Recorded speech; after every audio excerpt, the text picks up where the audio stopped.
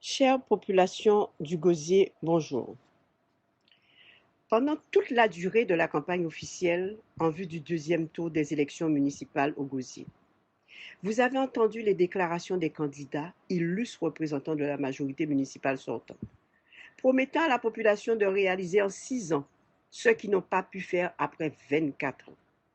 Le bilan de cette équipe parle de lui-même et il n'est point besoin que je m'apesantisse sur celui-ci quand sa vacuité sort aux yeux. Et vous-même, vous l'avez sanctionné le 15 mars. Comment peut-on se présenter en héritier d'une majorité qui, en plus de diriger les affaires de la ville, a présidé la CARL et dépensé 1,8 million d'euros en communication pour finalement se retrouver en difficulté pour trouver 6 000 euros pour acheter une pompe pour nous soulager des coupures d'eau récurrentes? Comment dire que l'on va aménager le Gosier à grands coups de pelle alors qu'élu en charge de l'urbanisme, on n'a pas pu faire valider un seul plus? Le second candidat de la majorité n'est pas en reste. Lui qui avait en charge les questions de la sécurité, également conseiller communautaire, a participé à la perte d'une subvention de 1,5 million d'euros que l'État avait accordée à la CARL pour renouveler les caméras de vidéoprotection de la ville du Gosier. Les résultats, argent perdu, plus de la moitié des caméras en panne au Gosier et évidemment vive remontée de la délinquance. Parallèlement, vous avez vu se déployer sur l'ensemble du territoire gosierien un tissu de mensonges cousus de fil blanc par le candidat arrivé en tête au premier tour. Ce candidat condamné officiellement par la justice se répand en contre-vérité et surtout en calomnie contre la candidate que je suis, tout en se posant en victime des autres. Évidemment, voulant bipolariser en sa faveur le débat politique de Gosier.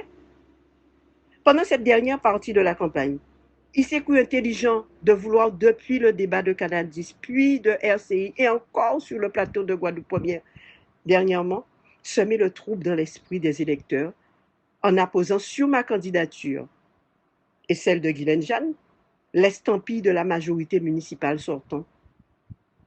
J'ai choisi, chère population, lors de ce dernier débat, de ne pas une nouvelle fois répondre à sa provocation. Et compte tenu du temps qui m'était imparti, de me consacrer essentiellement à la présentation du projet de notre liste. Mais vous, population du Gosier, vous me connaissez. Vous connaissez bien l'histoire politique de notre ville et mon positionnement par rapport à l'équipe municipale depuis tantôt. Vous apprécierez donc. Personne n'est dupe. Tout le monde a bien compris qu'il s'agit pour ce candidat des lobbies, oui des lobbies, d'occulter le vrai débat. Car le vrai débat, c'est son incapacité en dehors de ses agitations perpétuelles, de présenter le bilan de ses actions depuis qu'il est élu. Conseiller régional d'abord, puis conseiller municipal et communautaire. Fut-il de l'opposition? Quels sont les actes qu'il a posés? Le vrai débat, c'est son incapacité à être moralement crédible vu le jugement qui pèse sur lui. Il crie au loup, alors que le loup, c'est lui. Il se vante de son amour pour le Gosier et sa population. Cependant, il a voté contre une subvention en faveur de l'ASG au conseil municipal du 14 mai 2019 et contre le financement le 31 octobre 2019 des équipements favorisant l'arrivée en eau potable dans des écoles et dans une crèche. Il crie son amour pour le Gosier et propose sa disponibilité pour le poste de maire, alors qu'il a brillé par son absence aux 4 derniers conseillers municipaux consacrés au vote du compte administratif. Et alors qu'il était également conseiller communautaire et qu'il vient aujourd'hui nous parler de mandat gratuit, il était le premier à réclamer vigoureusement 5 000 euros d'indemnité qu'il n'avait pas pu percevoir à la CARL durant ses déboires judiciaires, alors qu'il était absent.